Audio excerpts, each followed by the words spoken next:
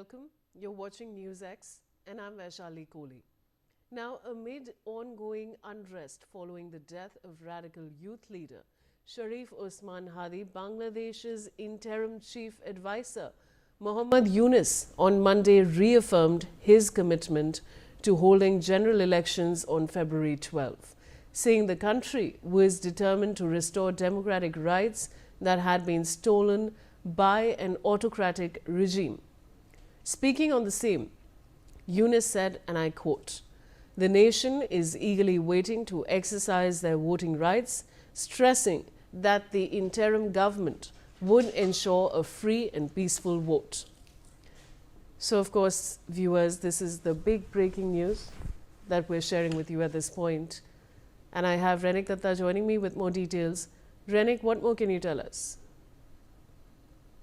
देखिए, interim government का chief adviser Mohammad Younis की तरफ से स्पष्ट किया गया है कि बांग्लादेश का अभी का जो फिलहाल परिस्थिति है, उस परिस्थिति की वजह से बांग्लादेश का जो जनरल इलेक्शन उसमें कोई प्रॉब्लम नहीं आएगा। यानी 12 फरवरी को इलेक्शन होगा। जनरल इलेक्शन जो है वो डिक्लेयर किया गया था इसके पहले ही, और अभी मोहम्मद यूनिस की तरफ से स्पष्ट किया गया है कि इलेक्शन जो जिस टाइम में डिक्लेयर किया गया था उसी टाइम पर इलेक्शन किया जाएगा, क्योंकि बांग्लादेश का हर एक नागरिक चाहते हैं कि बांग्लादेश में जनरल इलेक्शन हो और डेमोक्रेटिक वे पे एक सरकार तैयार हो, जिस सरकार की तरफ से बांग्लादेश के डेवलपमेंट को लेकर काम किया जाए। और इंटरिम गवर्नमेंट के रहते हुए interim government safe and securely ये इलेक्शन जो है इसको कंडक्ट करेगा। और जिस तरीके से लॉ एंड ऑर्डर सिचुएशन को लेकर सवाल पैदा हो रहा था, वो सिचुएशन कंट्रोल में ले आया जाएगा और उसके साथ साथ ही एकदम शांत तरीके से, शांतिपूर्ण तरीके से बांग्लादेश में चुनाव लड़ा जाएगा, ऐसा बांग्लादेश के इंटरिम चीफ की तरफ से कहा गया है। दूसरी तरफ अगर देखा जाए तो उस्मान हदी का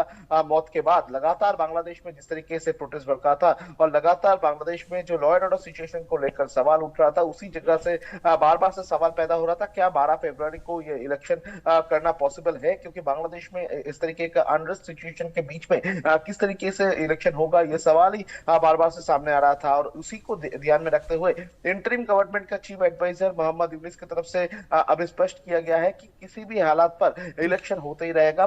12 फरवरी को इलेक्शन होगा और जिस इलेक्शन को सेफ एंड सिक्योरली करने का हर एक प्रयास इंटरिम गवर्नमेंट की तरफ से किया जाएगा। रेनिक, बनी रही मेरे